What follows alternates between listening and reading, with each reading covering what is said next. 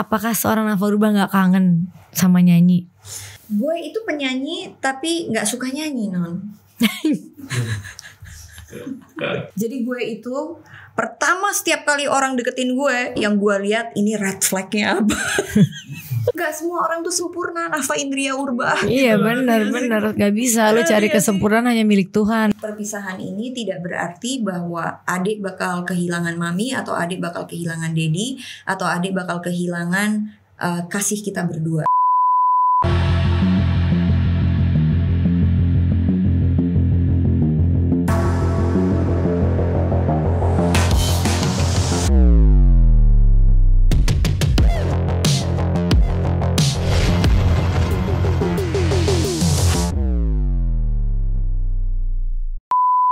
Hai guys, welcome back to Ngobrol Asik. Hari ini kedatangan perempuan cantik yang aduh kalau dengar dulu dia nyanyi tuh meringis-meringis kita di pinggiran jendela. Enggak ya?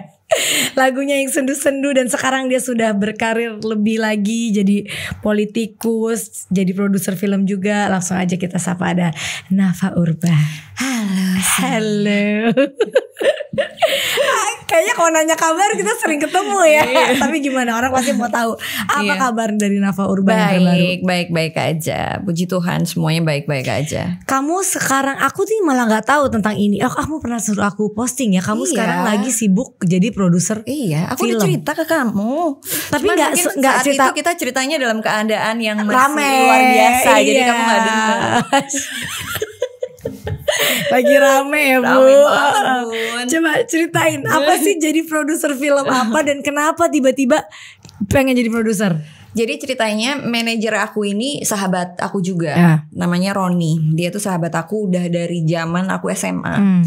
Terus memang dia sudah bekerja di dunia perfilman itu kan udah lebih dari 30 tahun gitu lah. Terus dia juga udah bikin sekitar 7 film, dan rata-rata filmnya dia tuh bagus, booming semuanya. Nah akhirnya terus di perjalanan waktu karena sekarang ini aku terlalu sibuk di politik ya kan. Terus dia tuh kesel gara-gara gue itu setiap kali ada tawaran buat syuting film, syuting web series, gue nggak bisa. Kamunya? Gue nggak bisa. Aku nggak bisa karena 1 tahun ini kan gue bolak-balik Jakarta, Magelang, Jakarta, Magelang gitu kan. Terus akhirnya kita tuh kayak punya mimpi gitu loh. Ya udahlah, gue pengen jadi produser film karena dia udah ngerti maksudnya bikin film seperti apa, ngurusnya seperti apa, DOP yang bagus seperti apa, dan semuanya tuh udah akhirnya terwujud. Kita terwujud, kita dapat investor, dan akhirnya kita bakal bikin 5 film. Nah akhirnya yang sudah kita kerjakan ini 1 film, judulnya Air Mata di Ujung Sajadah. Syutingnya di Solo. Baru aja selesai nih 2 bulan yang lalu. Udah tayang belum filmnya? Belum, tahun ini tayang. Oh itu yang kemarin si Titi Kamal? Iya, Titi Kamal, Fedi Nuril, sama Citra Kirana. Kok lo gak nyuruh gue sih yang main? Iya ya, lu sibuk banget sih. Film kedua yuk, mau gak? Film kedua yuk. Bentar dulu, jadi judulnya Air Mata di Ujung Sajadah. Cerita tentang apa? Dia itu cerita tentang seseorang, si Titi ini Akila namanya. Jadi dia itu seseorang remaja yang jatuh cinta sama si Kris Janah inilah. Dia jatuh cinta, tapi ternyata nyokapnya si Titi ini tidak setuju sama Kris Janah, karena Kris Janah itu hanya seorang pelukis. Lu mau dapat makan dari mana? Lu mau hidup gimana? Apa segala macam. Yang namanya anak muda baru jatuh cinta, buta lah semuanya ya kan. Mereka kawin lari. Pergilah mereka ya kan, kawin lari di Solo gitu. Terus nanu akhirnya si Titi hamil nih. Kawin lari, dia hamil. Nah pas waktu di perjalanan itu tiba-tiba si Kris Janahnya lagi mau pulang, tabrakan, meninggoy si Kris Janahnya. Jadi terus habis itu dia melahirkan anak itu sendirian tanpa gitu. suami. Ya tapi mau nggak mau kan dia harus telepon nyokapnya dong. Nah, tapi takutnya gue nanti spoiler. Jangan nanti itu. Pokoknya nonton deh filmnya ya, Air Mata. Tahun ini kok sedih banget filmnya, Air Mata di Ujung Sajadah. Sangat based on true story soalnya. Oh ya? True story-nya orang. Oke. Based on true story. Kamu sekarang jadi produser, terus terjun juga ke politik ya. Apa sih yang menggerakkan seorang Nafa Urbah pengen terjun ke politik? Dulu mungkin kayak enggak kali ya. Dulu tuh pas waktu awal-awal. Jadi tahun 2018 itu aku kan pernah ikut juga turun ke dapil aku di Magelang situ kan. Dan tapi di situ tuh gue tidak berpikir untuk gue menjadi anggota dewan atau berpikir untuk maju lah pada saat itu, karena sejujurnya belum ngerti bagaimana dunia politik, bagaimana kita ke depannya, apa yang harus dilakukan, apa tugas sebagai seorang anggota dewan, itu I have no idea. Tapi ternyata pas waktu gue turun gitu ya, gue turun dari desa ke desa dalam satu hari itu bisa 4 desa gitu non. Terus abis itu tiba-tiba secara tidak langsung kayak there is ada ikatan batin, getaran gitu ya. Ngerti gak sih, setiap kali gue turun kayaknya gue ada suatu ikatan sama masyarakat setempat gitu yang membuat gue terus datang ke mereka, karena setiap desa itu kan mempunyai isunya masing-masing ya kan. Kayak seumpamanya Kabupaten A, dia mempunyai isu tentang pernikahan dini, tentang kekerasan seksual, terus tentang anak-anak yang terlibat dalam narkoba. Tapi kan narkoba model mereka kan yang kayak beda, di lem terus dihirup yang kayak gitu-gitu. Jadi lebih banyak kerusakan generasi muda gitulah. Yang akhirnya gue berpikir untuk gue datanglah ke sekolah-sekolah. Gue datang ke sekolah-sekolah, gue kasih seminar tentang bullying. Gue kasih seminar tentang bullying, terus gue kasih seminar tentang parenting juga ke ibu-ibu gitu kan. Terus gue kasih seminar tentang entrepreneurship, personal branding, terus social media marketing and everything. Pokoknya something like that, gimana supaya mereka itu mempersiapkan dirinya mereka supaya kedepannya mereka itu tidak menjadi generasi-generasi yang mendem, tapi lebih mempersiapkan supaya generasi-generasi kita itu bisa menghadapi bonus demografi kedepannya. Kan kita cuma punya waktu 13 tahun gitu. Dan lo udah jatuh cinta? Jatuh cinta secara tidak langsung, dan akhirnya kayak di dunia pertanian, UMKM. Tapi gue lebih ke gerak di mana setiap kabupaten itu mempunyai isu-isu yang berbeda gitu loh. Kayak they have mereka banyak menyuruh ingin bersuara, tapi sama ini tidak terdengar, tidak diterima gitu kan. Ya, kayak orang tuh nggak kurang peduli sama mereka. Jadi kayak aku ngelihat bahwa there is sebuah kerinduan untuk mempunyai harapan dalam setiap mata yang gue lihat gitu ya. Setiap kali gue ketemu ibu-ibu, gue ketemu itu feelingnya beda gitu. There is, itu tuh kayak gue tuh selalu ngelihat bahwa gue tuh berharap loh suatu saat nanti ada seseorang yang bisa mendengar keluh kesah kita gitu. Kayak ada suatu harapan di hati mereka gitu loh, yang belum tersampaikan kayak gitu.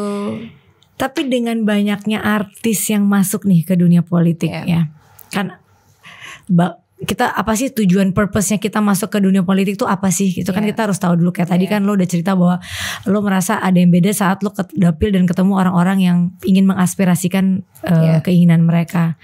Dengan banyaknya artis yang masuk, menurut kamu gimana? Nah, menurut lo gimana?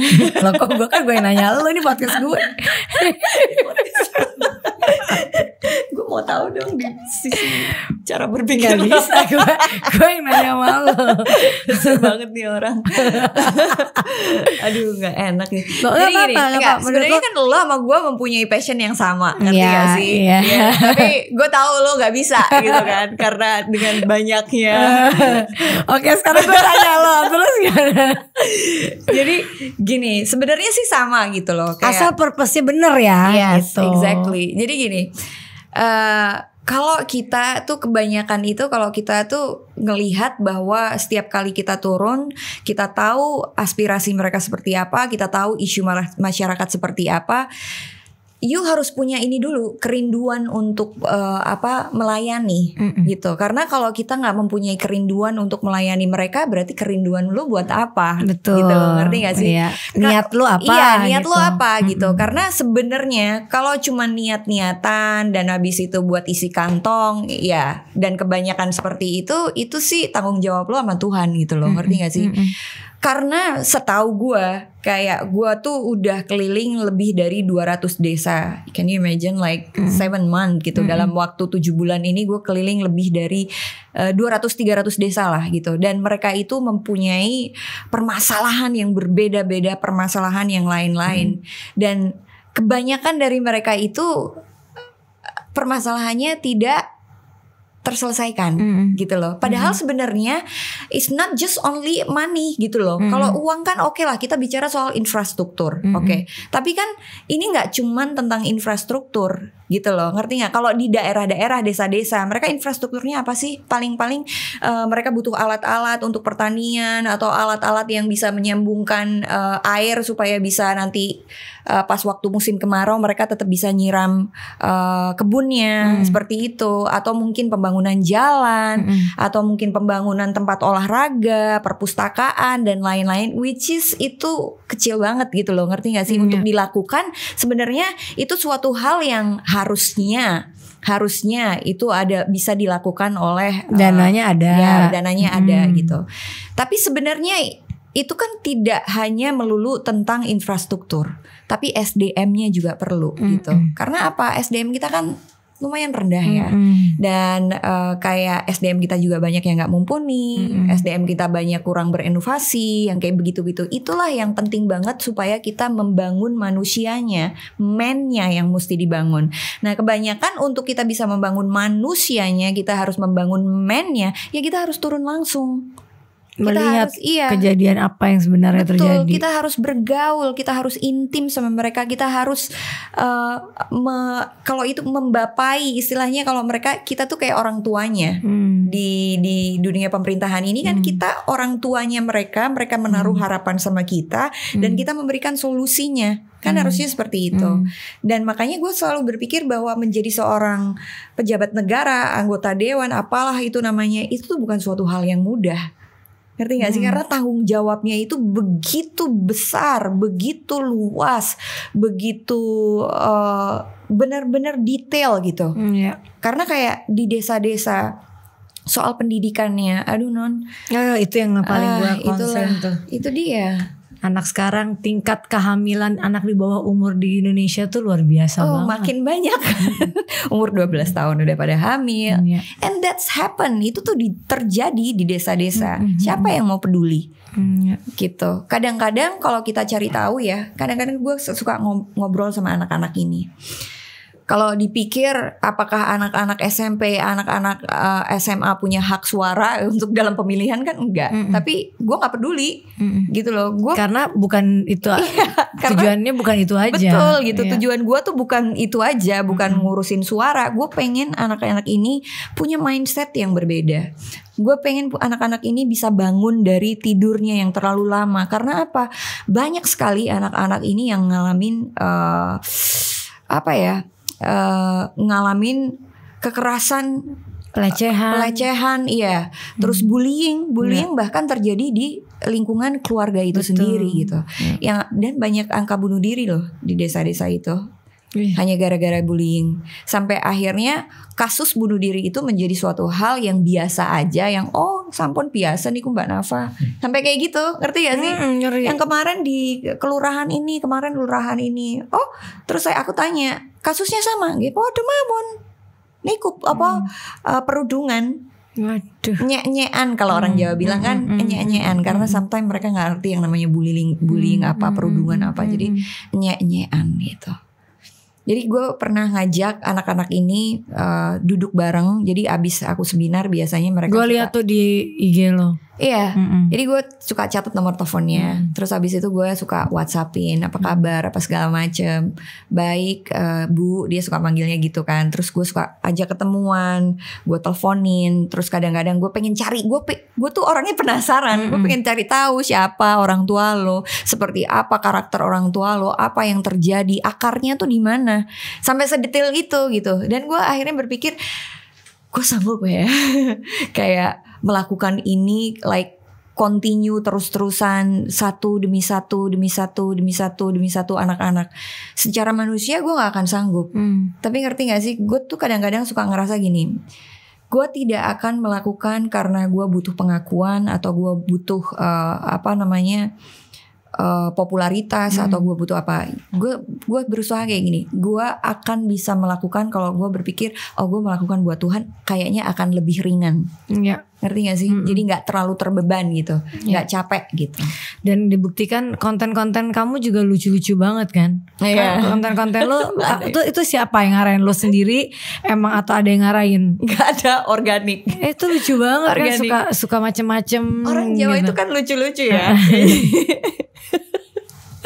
Orang Jawa itu lucu-lucu, apalagi kalau yang di desa, Pak Lurah, Pak RT kayak gitu-gitu. Jadi itu semua tuh organik gitu. Semua berjalan begitu aja, sehingga tim sosmed gue itu tidak perlu berpikir banyak karena konten lucu itu akan dengan sendirinya ada gitu. Tapi walaupun nggak ada setiap saat ya. Tapi seumpamanya di 5 desa, seumpama di 3 desa pasti ada yang lucu nih gitu, yang 2 desa kagak ada gitu. Tapi kamu sendiri dengan kesibukan sekarang ya, jadi produser terus jadi politikus dan lain-lain, punya anak satu-satunya, komplain nggak? Komplain. Mika komplain. Dan Mika itu anak yang kayaknya baik banget ya. Banget, parah banget. Dia anak yang sangat wise. Terus kayak lebih dewasa daripada umurnya gitu kan.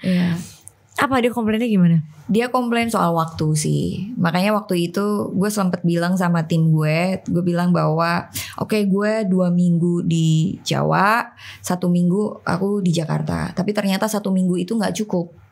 Karena setiap kali gue 1 minggu, lu tahu kan, gue ini banyak sekali teman-teman kayak lo gitu kan. Jadi gue harus memikirkan waktu untuk ketemu sama lo, ya kan. Ya kita ya bikin happy orang, kita juga harus mikirin diri sendiri juga. Kalau gimana kita mau bikin orang happy, ya kan. Jadi akhirnya gue minta libur gue itu 10 hari atau 2 minggu. Jadi 2 minggu di sana, 2 minggu di sini. Dan akhirnya disetujuin. Dan akhirnya gue bilang sama Mika, Mami pokoknya mulai bulan ini Mami di Jakarta setiap 2 minggu. Jadi Mami seumpamanya 10 hari Mami buat adik nih, 4 harinya Mami buat teman-teman Mami, kayak gitu. Deal. Dan ini cuma 1 tahun nak. Aku bilang kayak gitu. Sabar, Mami cuma 1 tahun.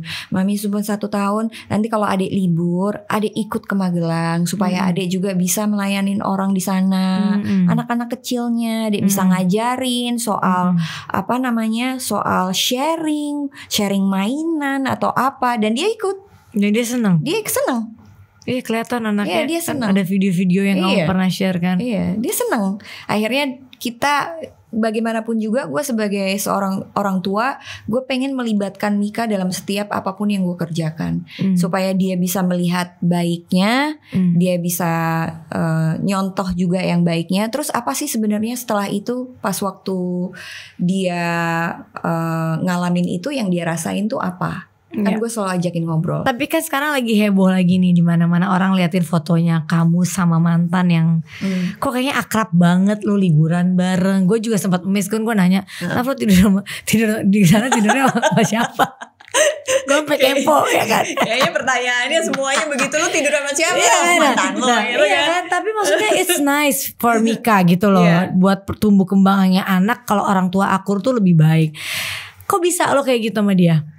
Kesepakatan sih sebenarnya. Jadi dari awal itu kita bersepakat untuk tidak mengungkit masa lalu. Walaupun kita kalau berdua nih, kayak gue sama Zack, kita lagi mau turun ngopi semuanya. Kalau kita lagi jalan-jalan ke luar negeri, anak kita belum bangun, biasanya kan kita bangun duluan buat ngopi, kan ngopi. Masih gontok-gontokan. Ada tetap. Padahal lu udah bukan suami gue kan. Iya, tetap. Urusan apa biasanya? Urusan anak gitu. Karena kan cara dia mendidik sama cara gue mendidik kan berbeza. Apa bedanya apa? Bedanya tuh kalau bapak itu kayaknya lebih free, lebih bebas. Sih kayak lu mau tidur jam berapa juga boleh, lu mau makan apa aja boleh. Lu mau makan apa aja. Kalau lu nggak mau makan juga nggak apa-apa. Kan juga kalau lu lapar minta. Iya, bisa. Anak gua kagak minta makan. Iya, benar. Karena kan dia kayak waktu kecil kenapa harus nunggu dia makan? Nah kalau kita kan emak-emak di Indonesia ini ya kasih makan dong, kasih jangan lu makan. nunggu anak lo sampai kelaparan dulu. Dan kadang-kadang dia nggak bisa ngomong gitu kan. Terus soal jam malam, maksudnya kalau dia lagi main di tempat temennya main di tempat gue, itu kan harus ada jam-jamnya yang udah ya nggak boleh apa segala macam kayak gitu-gitu. Nggak apa-apa, biarin aja, namanya juga anak masih remaja, ntar juga ini capek sendiri. Nggak apa-apa, banyak lah yang nggak apa-apanya itu. Nggak usah mandi dulu, nggak apa-apa. Itu sampai hari ini. Kadang-kadang, tapi udah mulai bertobat Zeknya. Tapi kan lo berdua kalau ketemu tuh kayak udah jadi kayak sahabat gitu ya. Sahabat banget. Gue sama Zek sangat bersahabat. Jadi banget. dia mau deket sama siapa, lo mau deket sama siapa, kadang lo kalian saling cerita. Gue sih nggak pernah cerita. Dia suka, gue kenal baik sama pacarnya Zek. Kita suka makan bareng apa segala macam. Cuman memang kalau Zek ini udah bikin udah bikin statement gitu loh ke ceweknya. Jadi kalau jangan sentuh Nafa dan Mika gitu, lo nggak boleh terlalu ikut campur. Tapi maksud gue, awal lo berpisah sama dia gimana sih? Mungkin orang-orang di sini yang nonton juga pengen tahu kalau yang mengalami kayak lo. Apa yang pertama kali lo sampaikan ke Mika bahwa ini your parents tuh udah nggak bareng lo gitu. Apa sih yang lo harus ngomongin ke anak tuh apa? Mika nggak terima banget waktu itu. Sangat tidak. Umur berapa ya? Gue cerai itu 2017. 2017 6 tahun lalu. 6 tahun lalu berarti Mika umurnya berapa tuh? Sekarang berapa? 6 tahun, 7 tahun. Sekarang udah ngerti. Gue ngomong soal perceraian ke Mika itu pas waktu dia umur 10, 9 mau ke 10. Oke. Itu udah cerai padahal. Udah cerai. Jadi pas waktu itu gue baru ngomong sama dia, karena baru setelah dia banyak bertanya apa segala macam, baru gue sudah mempersiapkan diri. Gue sama Zek sih, kita berdua mempersiapkan diri. Terus kita duduk bertiga di Kuningan pas waktu itu. Dari gue sendiri gue ngomong sama Mika, Zek juga ngomong sama Mika. Terus habis itu kita bertiga berdoa bareng.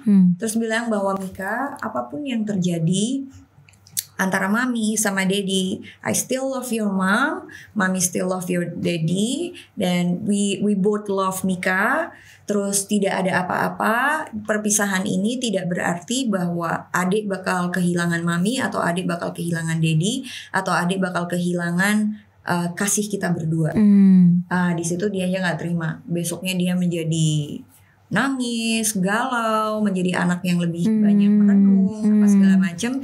Dan akhirnya gue sama Zek berusaha untuk tetap gimana ya caranya supaya tetap ya kehadirannya tuh ada gitu. Ya, akhirnya dulu ada waktu dimana ketika Mika nginep di rumahnya Zek, itu gue nggak pernah boleh datang sama Mika. Ketika Mika di Bintaro, Zek nggak pernah boleh datang. Karena dia katanya aneh. Jadi mami kalau Mika lagi di rumahnya Dedi, nggak usah datang gitu. Nggak usah datang. Gue dijutekin habis-habisan. Serius, gue nggak tahu kenapa. Terus tiap kali dia ada di rumah gue, bapaknya nggak boleh datang sama sekali. Kamu pernah nanya nggak sama dia sekarang? Udah. Katanya I feel weird katanya gitu. Mami kalau sama Dedi pisah aja, tapi nggak usah ini. Sosok mau bareng gitu. Nggak usah Mami datang ke rumahnya Dedi datang ke rumahnya Mami, nggak usah, dia bilang gitu. Akhirnya gue ngobrol lagi lah sama Zek. Ini gimana? Apa yang mesti kita lakukan? Terus habis itu kita dia kesel kali ya. Itu awal-awalnya. Ngomongin kekesalannya dia. Ya itu awal-awalnya. Terus kayak akhirnya Zek berusaha untuk ngasih tahu penjelasan sama dia apa segala macam. Once again dia jelasin bahwa mami sama daddy tidak ada rasa benci, permusuhan apa segala macam, tidak ada. Kita sangat amat melihat semuanya ini dan menjadikan ini pelajaran buat mami dan daddy supaya kita berdua menjadi lebih dewasa lagi. Mika harus belajar untuk bisa juga menerima kita supaya kita benar-benar sama-sama. Ya kita kasih penjelasan lah. Tapi Zek deket ya mami sama anaknya? Sangat deket banget. Terus kemarin kalian liburan bareng tuh kan? Ada gak sih kepikiran kayak pengen balik gitu? Enggak sih sampai sekarang. Udah karena udah temenan banget kan. Iya, udah temenan. Tuh nggak semua orang yang kadang-kadang mau liburan bareng sama mantannya itu pengen balikan atau apa. Kadang-kadang tuh cuma buat anak. And Mika happy. Mika happy banget, sangat happy banget. Kalau lu sekarang tanya apakah gue masih ada perasaan cinta sama Zack, jujur enggak? Mungkin Zacknya iya. Kurang ajar. Iya. Cuman Zack suka nggak mau ngaku. Tapi dia happy kemarin liburan barengnya. Apa yang dia bilang setelah pulang dari liburan? Siapa? Mika mau pergi lagi. Mami mau itu pergi. pun kita usaha supaya Mika mau pergi bertiga. Karena biasanya Mika tuh pergi kan nggak mau. Terus kalau setiap kali kita pergi ke luar negeri tuh kadang-kadang Mika Mami nggak usah posting gitu kan. Kasihan Dedi atau kayak gimana. Kalau kemana pun kita pergi kadang-kadang dulu gitu. Tapi sekarang kayak udah, oh ya udah Mami sama Dediku baik-baik aja. Kadang kita juga bercanda depan anak supaya dia tuh, nih loh, mbokmu sama bapakmu tuh masih bisa bercanda loh nak, nggak usah terlalu ini apa segala macam gitu. Jadi dia sekarang udah don't mind ya kalau pergi bareng sama kalian ya. Neng, banyak yang nanya, apakah seorang Nafa Rubah nggak kangen sama nyanyi? Gini loh. Gue itu penyanyi tapi gak suka nyanyi non.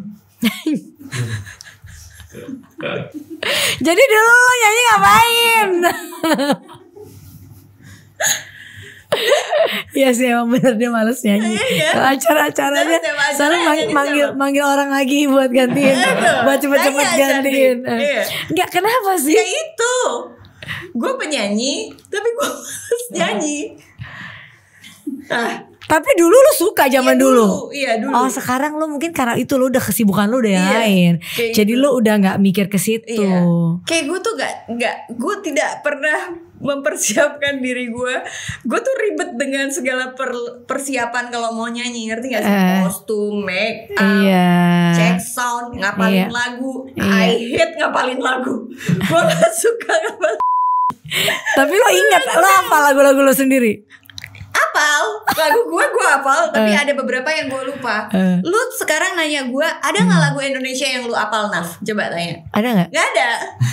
Nggak ada. Apa? Lu pakai teks gak? Iya pakai. Walaupun lagu yang lagi viral gue pakai teks gak? Pakai emang. Kalau lu pakai lagu yang lagi viral kan lu nggak pakai teks. Gue pakai teks.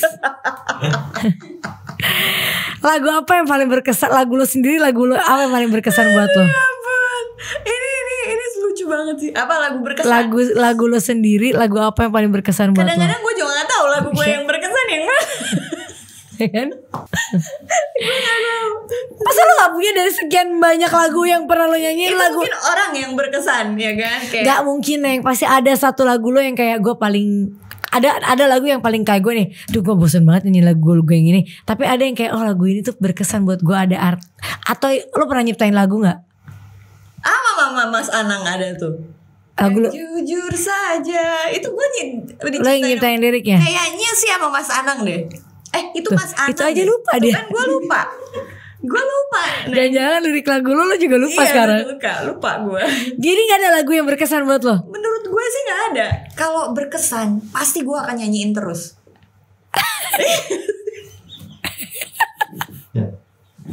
Lagu lu kan sedih-sedih tuh dulu.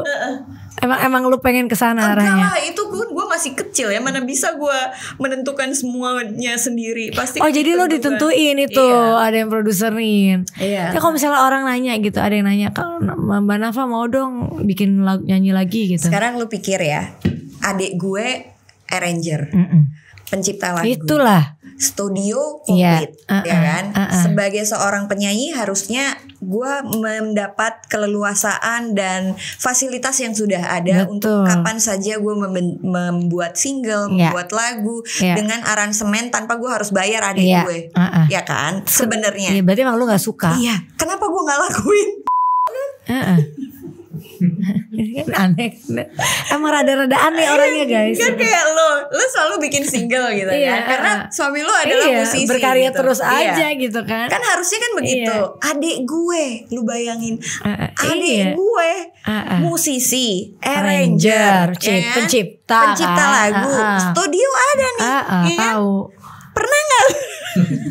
Tapi dia pernah nawarin dong kalau. Dia tuh sampai gemes Neng sama gue. Sampai Mbak, aku sih udah capek ya katanya gitu. Nyanyi lah gitu. Nyanyi dong, Mbak. kapan meh neng studio? Aduh aku kayak PW gede, aku bilang gitu. Ngapain? Mesti lah drakoran. Ayo. Aku bilang gitu. Besoknya ditelepon lagi. Mbak, lah ise neng Jakarta toh? Ayo ise. Ayo. Aduh aku sesok janji mbek kancaku Dek. Wah, ada aja Ya, tapi emang lu gak pengen lah ya. Gak pengen. Gak pengen jadi. Kecuali kalau pemaksaan itu dilakukan bergerombolan, mungkin gue akan lakukan. Maksudnya yang di studio itu gitu. Agak susah ya menyuruh dia nyanyi ya. Kalau masalah ini pasangan gimana Bu? Itu menjadi suatu hal yang agak ya. Karena lo sibuk lo susah cari pasangan atau karena lo emang susah dideketin? Itu deh kayaknya. Susah yang deketin ada dong, banyak lah. Banyak. Kriteria gue terlalu tinggi. Karena pernah gagal. Iya.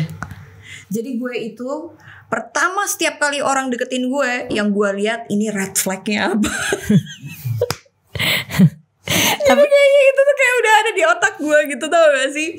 Wah ini dikit-dikit red flag. Kayak gue tuh jadi kayak gak semua orang tuh sempurna, Nafa Indria Urbah. Iya gitu. benar. Gak bisa lo cari kesempurnaan hanya milik Tuhan. Itu dia. Tapi Mika gak pernah kayak Mam cari pacar atau gak pernah nikah lagi gitu gak? Enggak. Dia sebel kalau orang nanya itu. Oh dia berarti gak mau. Iya dia gak mau. Dia gak mau kalau nyokapnya. Dia sebenarnya gak ada masalah. Cuman mami jangan nikah lagi. Dia bilang kayak gitu. Ternyata kalau kelamaan juga gak stres. Siapa? Gua? Ibu, Lucu juga ya dia pertanyaannya. Gak bisa dia jawab di sini. Kita jawab aja nanti kapan-kapan. Pas kita berdua aja. Terakhir, apa harapan seorang Nafa Urbah yang belum terrealisasi? Harapan? Enggak. Gue sih pengen nanti PH gue bisa berkembang, bisa maju. Setiap film-film yang dihasilkan nanti bisa booming. Amin. Supaya nggak cuma sekali pakai lah saya. Jadi cameo gitu kan. Awas lu ya kalau nggak. Gue mau ketawa sendiri kalau disuruh acting. Terus kan gue lagi bikin produk skincare. Wow. Iya kan. Jadi semua pokoknya goal-goal gue itu. Ibu ini banyak maunya. Banyak ya. Iya. Terus apa lagi? Itu terus goal-goalnya semuanya pasti itu lebih banyak waktu buat nikah nantinya. Terus apa lagi? But one day kamu mau dong punya suami lagi? Itu belum gue pikirin juga ya. Gak kesepian gitu. Maksudnya kayak gue pengen masa tua gue pengen sendiri atau gue pengen punya suami lagi? Kok gue lebih suka sendiri ya? Sampai detik ini loh. Ngeri kali orang ini. Ngeri kali loh. Iya kan? Jangan Mbak katanya. Jangan ya? Jangan lah. Harus punya pasangan lah. Oke. Kan hidup berpasang-pasangan. Tapi masalahnya gue selama di perjalanan kehidupan gue ini, kenapa gue tidak menemukan sosok laki-laki yang ada di dalam standar otak ya gak bisa sesuai semua seperti yang standar yang lo mau. Iya. Coba kriterianya apa? Aduh, apa ya? Yang enak dipandang mata, ya kan, mapan, pinter, cerdas, imannya bagus, setia, nggak banyak cakap. Kayaknya nggak akan semua lo dapetin tuh, nggak akan semua lo dapetin. Baperan, apa lagi ya, nggak ribet. Selalu maunya dia aja. Banyak orang toksik sekarang ini, tau gak sih? Jadi gue takut. Gue tau lihat sendiri kan yang viral-viral tuh. Banyak banget. Aneh gitu ya, tiba-tiba ada ini, ada itu, ada ini, ada itu. Iya, gue gak bisa kalau cuman melihat bertemu 1-2 bulan, 3 bulan, abis itu kita nikah. Waduh gak bisa. Jadi nikah lagi tuh gak ada di wishlistnya dia ya. Lebih ke PH lo berjalan, lo menjadi ibu anggota dewan yang baik. Amin. Gue doain semoga, karena dia bener-bener kok turunnya tuh bener-bener kelihatan, kerjanya kelihatan. Jadi harusnya harus masuk lah. Supporter gue. Iya tuh, semua harus milih ya. Yang di daerah mana, dapil berapa? Dapil 6 Magelang ya. Harus milih Nafa. Itu aja Bu, gak ada lagi? Gak ada sih. Gak ada keinginan lain? Keinginan gue paling ya sama lo gitu. Udah gak bisa diteruskan ya. Kayaknya gue tuh lebih ke temen, tau gak sih anaknya, ngerti? Dia lebih senang socialize. Iya, socialize asal main nyambung ya Bu ya. Iya, bener. Yang sefrekuensi. Udah. Thank you ya. Oke, Ibu sayang. Nafa Urwa sudah datang ke podcast Baik, saya. terima Gue doain semoga film lo booming Amin. ya dan lancar semuanya. Thank you semuanya. Oke guys, thank you for watching. Jangan lupa like, comment, and subscribe. Bye bye. Bye bye.